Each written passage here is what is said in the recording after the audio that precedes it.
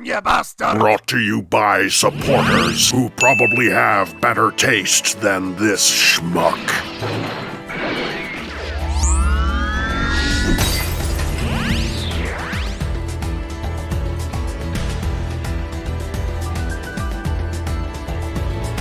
Studio Series Bumblebee movie core class. What even is it? So far, we've had Shockwave, we've had Starscream, we've had... Really, that's it. It's just a weird selection. I mean, are they doing the entire Cybertron line? Not really, because core class might even be cancelled next year. Just, it doesn't really make sense. But again, when it comes to reviewing figures themselves, sometimes you have to remove them from that context. Rise of the Beasts RC was good in her own right, aside from all the fandom kerfuffle. So, what about these two? Are these two fantastic as their own figures? Are they worth it? Well, for that, we'll just have to see. I'm not going to pretend for a second that I know why these two were picked in favor of all the other Bumblebee movie designs. In a perfect world, we'd have a full lineup of Bumblebee movie core class figures. I mean, we sort of got some of the Speed series figures at the start, but they quickly petered out. But a full Cybertronian cast of these would be quite nice, and I'm still kind of hoping for some redecos of this, or at the very least Thrust, which is my favorite deco of the bunch. But we do have these, and I am quite glad that we do. Shockwave's tank design is interesting because I've seen conflicting information about what it's actually supposed to be. I don't mean in terms of the alt mode itself. I mean, it's an H-tank, that's pretty obvious. And I'm not going to complain that it's an H-tank. We're kind of past that point. It's not considered a lazy alt mode anymore. What I mean to say is, some sources claim that the design was just made for the toy, and some say it was kept in the vault, never shown in any of the pre-production material, so it was always intended to transform, but they never really did it. It could go either way, given how cobbled together that opening Cybertron scene was. You know, as it was kind of made at the last minute in reaction to some of the test audiences. But we do know this is the intended alt mode, whether it came from Paramount or whether it came from Hasbro. And it's pretty good. I wouldn't say it's the best H-Tank alt mode I've ever seen, but it's still pretty nice. It's a nice refinement of how he looked in Transformers Prime. Looks a lot sleeker, has some more defined shapes and parts, and won't break super easily like that version would. You know, it's just really nice. Does even have rotation with some side to side, and a little bit of up and down, though the way it works, it makes it a bit difficult. And unfortunately, it does rely on the head, so you do have visible parts with the face just sticking out the back there. Also visible hands here, but I can forgive those a little bit more because, you know, it's a Legends figure, what you really gonna do? And I mean, you know, looking at the front, not really that bad. I love the way the legs come together. They really do look like tread mass more so than just legs sitting here. In fact, the whole thing doesn't really look like limbs outside of the fists at the back here. I must say it, this is done exceptionally well for an H-Tank at the core class size. And I think we really need to move on from H-Tanks being considered a lazy alt mode, although I suppose we kind of have at this point. Nah, it's the crab tank that's considered lazy these days, unfortunately, even though it can be done really well. It's painted insanely well, like this entire front section is actually gunmetal with purple painted on top, but then it's the opposite here where it's a purple plastic with gunmetal at the back, and both of them work insanely well. The silver on show doesn't look cheap and bland at all. It doesn't look like Games Workshop grey at all. It's nice, it's vibrant, it's shiny, it just does really well. And you can't really see the chest at the front here because it's so low to the ground and so small, but it is a nice touch. And I love the way the back spikes stick out the back of the alt mode. That's a feature that I absolutely adore. I can forgive a lot of the issues. Really, there's just one that I find a bit annoying. It comes apart really easily. These tabs are fairly strong, but the bend at the knee is a bit annoying. And then these are really weakly tabbed into the back here so they can wobble around a bit, and this is sort of weakly tabbed into the back here, and then you have the ball joints. It's not as solid as the Voyager, unfortunately. I mean, granted, it came first, so they were able to build on a lot of this, but it is something to note, and it is something to keep an eye out on. Anywho, size-wise, he's roughly 10 centimeters by 6 centimeters by 3 centimeters. And for a size comparison, here he is next to a standard Legion figure, a standard core class figure, and wow, these Studio Series cores are a lot smaller than their Legacy counterparts. But not in a bad way, they're able to do a lot more paint and make them a lot denser, so nice to see. A standard modern Micromaster, a standard modern Minicon, a not so standard Lego minifigure, and Crumbs. And here he is next to his Voyager counterpart, and you can see they took what worked here and really refined it for the later version. One thing I find a little bit better is the way the feet are done at the front. It sort of slopes a bit better and seems less out of place, whereas here it sort of stops and just drops. But aside from that, I mean, yeah, this version's just better. Not to diminish what this did, but the Voyager does everything infinitely better. Aside from the articulation on the cannon, it only really turns side to side, whereas this one turns up and down a little bit as well. But I suppose you got this cannon going up and down, so it's not too bad. Also, of course, much more solid, and I prefer the purple on this one. It's just much more vibrant. But I mean, it's a Voyager, and this is a core class that released several years prior. I don't really see these as issues for that. It's It's just the way the game works. Now, Starscream is one of those figures that takes more risks and sort of has a weaker constitution as a result of it, but he's kind of more interesting for that. Now, I have seen a lot of discussions that this guy is infinitely better than the Voyager, and in some ways I can see that,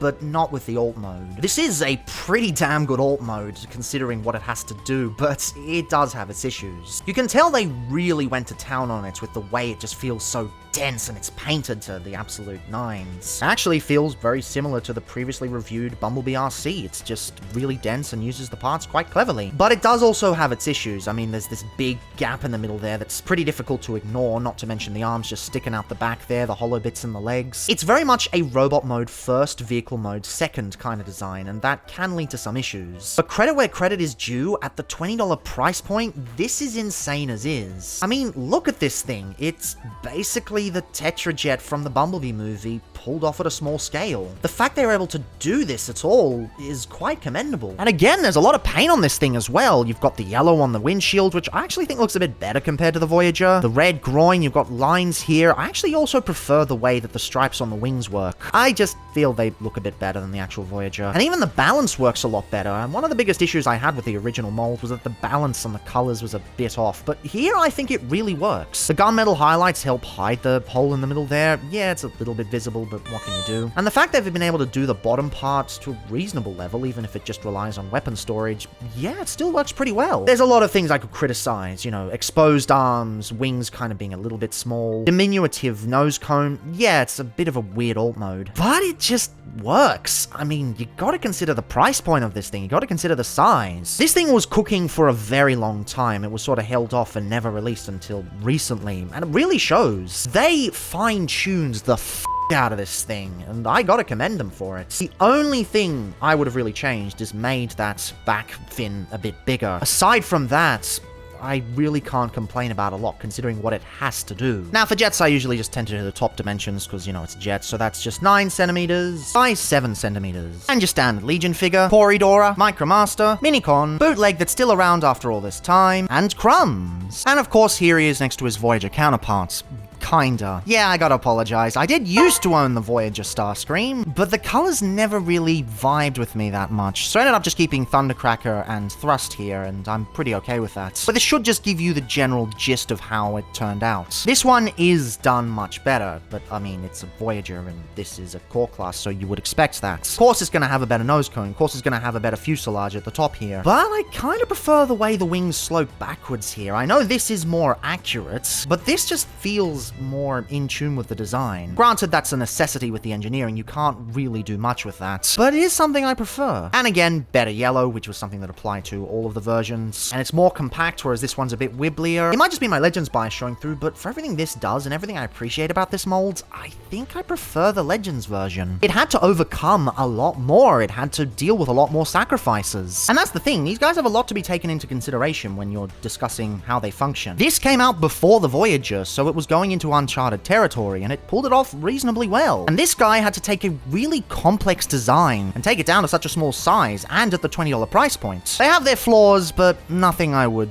really go too hard on given their price points. Now for Shockwave, if you've ever transformed an H-Tank or you've ever transformed Prime Shockwave, you basically know how this is going to work. It's not lazy, it's just something we've seen before. I mean, are you going to call the Siege Countach transformation lazy or the Earthrise Datsun transformation lazy, even though it's been done a billion times? No, it works. You do have to take off the gun, but I mean, what else would you really do on a core class figure? And even the Voyager does that. Elbows separate from the shoulders, shoulders separate from the legs. That will also allow you to bring that section up, come to the bottom and untab that. That will allow you to untab that from there and push it into place, just like so, and that also folds in a little bit. You've got a hinge here that goes down there, and a hinge here that goes down there. Doesn't lock in really solidly as much as I'd like, but it works. Bring up the feet, rotate the arms into place, like so, and bring out your head, and we are good. Of course, Starscream is a lot more complex. It's got a lot more to go through given how the design works. You basically want to take these arms off the front here. They're just sort of pegged in on these clips. The legs untab from the backpack. The tabs are there. Oh, and I forgot you need to take off the gun. The nose cone folds in. The bottom section is on a ball joint that rotates up and around and then sits in place there. I think that is a much better way of doing it compared to the Voyager, at least personally. Separate the legs, rotate them to the side, and bring around these in like so, which is a really good way of covering up the hollowness. Rotate the feet around, like so. Rotate the arms around, like so. Unclip the head from the back, bring down the collarbone, and it should line up with the rest and click into place like so. While you're doing this, some of the limbs might fall off because the transformation joints are a lot tighter than the limbs themselves, but it's not something that's too frustrating. And in robot mode, these two are basically what you'd expect. But let that sink in for a second. They are spitting images of the Scream models at a $20 price point. Going into uncharted territory as well with how complicated this design is and how they didn't have anything to work off on this one. Most likely anyway. I don't know the actual specifics of it. Again, I've got conflicting information. But they were able to do insanely well with the budget that they had. That's commendable. I don't think Shockwave's that crazy, all things considered, but he doesn't really have to be. One thing I really liked about him when he first released was that he was just a nice, simple core class figure. I just take him around, mess with him, and have some fun. There wasn't any grandiose, crazy thing about it that drew me to him. It was just, yeah, it's a fun little figure, and I quite like it. That's what gave him an honorable mention in my best of 2022 list. And I'm glad I finally get to talk about him. Head sculpt is quite lovely. In fact, I'd say it's probably a bit better than the Voyager. It's a bit more exaggerated and a bit more stylish with the sheer wideness of it. And that piercing yellow, even though it's not painted the best, it's a little bit wispy, which is understandable given how difficult yellow is to paint. It is just piercing and lovely. And I just love how the silver pops through and the gunmetal on the sides. Yeah, it's just a brilliant head sculpt. Its torso is quite nice. I love how it's got the nice frame around it. They could have so easily left that, but they didn't, so nice. I actually kind of wish that frame was used on the Voyager. It would have been a nice touch to have there. Everything else just kind of works the same as you'd expect from the vehicle mode. The arms are really good, but they've already been painted like that, so it's fine. The thighs are nice and supple, you know, goals and all. The legs are done quite well. They do have a bit of hollowness on the side here, but, you know, Legends figure, what you gonna do? The gun doesn't really blend in with the rest of the arm that well, but again, core class figure, you don't really have to do much here. There's not a lot I can criticize with this guy. Well, aside from one thing. Given the way he transforms, there is no thigh swivel. Everything else is here. You got a head swivel, ball joints here, you even got double joints where you've got this joint here and an elbow swivel simply because of the transformation, which I do think is kind of nice. But then down with the legs, it just kind of stops. There's no thigh swivel, just the ball joint here. And even the knee only gets that much. It's not even a full 90. With the feet not doing anything, I don't really mind. It's a core class figure, but come on. I could even forgive the knee if we just got that thigh swivel. You might think there's no solution to it, but there actually is. In fact, I just kind of talked about it recently. Iron Factory Sea Spray used ball joints in there, and it perfectly worked. If they just used a ball joint in there instead of a regular hinge, he could have had basically all the articulation you could have wanted from this price point. I do think that that is standard for all figures, and missing out on that articulation is not acceptable. I don't hate the figure for missing it, but it is a bit of a damper. It could have been so much better, and unfortunately, it just falls flat there. But I don't hate this thing. I do really, really like it. It's just a nice, subtly good figure that stays in its lane and does its thing. Very well done. Anyway, we'll do the size comparisons later, but for now, he's roughly 5.5 centimeters, maybe 6 if you include the fusion cannon, and 9 centimeters tall. And of course, comparisons with the full-size Voyager version. Kind of funny that both of them are eventually going to be on best of the year lists. At least I'm pretty sure the Voyager is at some point. And yes, the Voyager is better overall. There are things I do prefer on this one. As I said, I prefer the head sculpt. I don't think it's just the eye. I think it's also the silver around the eyes here. And I think the Voyager would have benefited from the nice silver trim around the torso that the core class figure has, which I guess is a little unfortunate. But everything else, this does infinitely better. So I do find it funny that this one doesn't have a thigh swivel and this one doesn't have a bicep swivel. They're both missing out in key areas, although this one's an easy fix. And I will fix this eventually. I just need to buy the upgrade kit for it. And I'm doing it because I genuinely love this figure, not because I'm trying to fix something that I dislike. But you do have to remember, this walked so that this could run. You have to give a lot of credit to this little Legends figure. It doesn't do a lot in the grand scheme of things, but a lot of what they learned here translated to this, to give us one of the best Studio Series Voyagers we've gotten in recent memory. And I do genuinely believe that Shockwave is that. So I will be making some modifications to it, just as they made some modifications from this to this. It's all a big, long progression, and it all works as it does. Now, Starscream. I am absolutely shocked this thing looks as good as it does. Like, hot damn, they actually did better than the Voyager. They cooked with this robot mode. They cooked. The sculpting is immaculate. I love the way the wings work. I'm really glad they stylized the alt mode and just kind of gave up on the wings and had them face the wrong way. Not only do they kind of make the alt mode look better, they really make the robot mode look better. It just looks stunning with the wingspan, with the proportions. The legs are done well, the arms are done well. The head sculpt, it actually, I'd argue it looks a bit better than the Voyager. Not just because the eyes are done properly this time, but it just looks better. The paint just goes crazy. You've got red and gunmetal and black and more red and more silver and more gunmetal. Again, I prefer the striping on the wings compared to the Voyager. It's just more clean, more pronounced. And yes, the striping is inaccurate. It's an approximation to work at the scale, but I just think it looks better. I also think the way the legs work is better. Sure, it's a little bit more kibbly, but just having them fold straight in is so much better than the billion panels you have to do with the original molds. And one thing I cannot give this enough credit for is the color draping. As I've said, the colors on the original Voyager were a bit weird and janky. They didn't feel like they fit over this design, but here it absolutely does. You do run into slight issues with the black where it chips a little bit. In fact, that was actually chipped out of the box. And the paint on the head is so thick that it becomes really hard to turn. But aside from that, the colors are just gorgeous. And he's completely clean. There's like no kibble on this guy whatsoever aside from the housing for the ball joints. Again, this was likely designed as a robot first and a vehicle second, whereas most Transformers do it the other way around. But it works here. I mean, doing that design method can be difficult and can cause problems, but it didn't here. This just works. Articulation is basically what you'd expect. You've got the head on a swivel, but it's really tight. Ball joints on the shoulders, and ball joints on the elbows, and ball joints on the thighs, and ball joints at the knees. Really simple, but because of the way he's designed, he just feels super dynamic in any pose. For days after I got this thing, I just could not stop posing. It's just a brilliant figure, and sure, the gun is a little bit wimpier compared to the original, but that's a sacrifice I'll happily take. Honestly, after getting this Starscream, I don't even care that I sold the Voyager off anymore. Doesn't really matter, because I've got the brilliant one right here. It just works. Anywho, for dimensions, the wingspan is resplendent, so it gives him a nice 8.5 centimeters in width and 10 centimeters in height. And of course, a comparison with the full-size Voyager version. Again, I'm sorry I couldn't compare to the original. I did try to borrow a copy, but it just kind of fell through. I have to get this done and get this out, so I'm just gonna go with this. And yeah, even on one of the better decos, I think the color blocking is way better on this version. And the proportions and the way that the kibble works in the legs. And the wings are just done infinitely better on this one. Seriously, I want to see so many redecos of this thing. I'm a bit hesitant getting all of them on the Voyager scale, just because it's not my favorites. I'm more of a fan of the Blitzwing molds. But I would get every single one of these if they continued, which is why I'm hoping Core Class isn't really dead. I'm hearing conflicting things about that as well. Give it to us! Give it to us! So yeah, these are genuinely great. Shockwave I do prefer the Voyager for, but Starscream, he's just something else. He is fantastic. And both of these are quite commendable given what they had to do at the time. They were both going into uncharted waters, and I'm glad both were able to come out. Especially Starscream, but Shockwave too. Shockwave served a purpose at the time, and I'm grateful he exists. And Starscream, well, he might even end up on the best of 2024 list. They're both good shit. It's just that Starscream is especially good shit.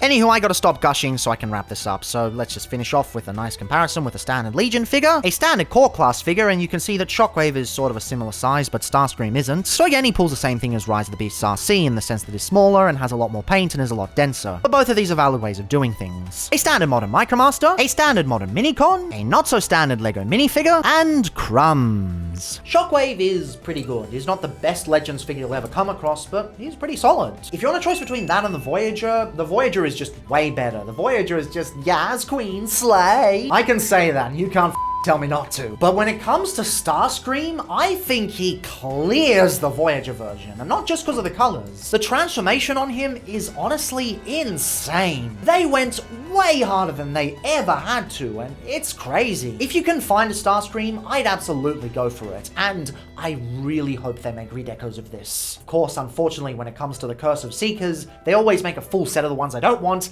and then leave the ones I do want unfinished. I'm still mad they never made Tetra Jet Coneheads, and I'll be mad till the day I die. But at least this one is good, and if he never gets any redecos, at least we got what we got. I will be there day one if they make a Core Class Thundercracker or a Core Class Skywarp, and especially a Core Class Thrust. But if this is the end of the road, and if this is the end of the road for Core Class, They went out with a hell of a bang. And I think that just about covers it for the official stuff. Maybe it's time moving to some third party now. Yeah, it wasn't all gonna be official. I'm not the only official guy. I also talk about third party, even though I don't do it as much anymore. And there's a lot of third party legends I've missed out on, although tomorrow, I'm not really sure it counts, but I'm counting it. I don't want to sound like a broken record though, so tomorrow, let's cut the tape. See you all tomorrow!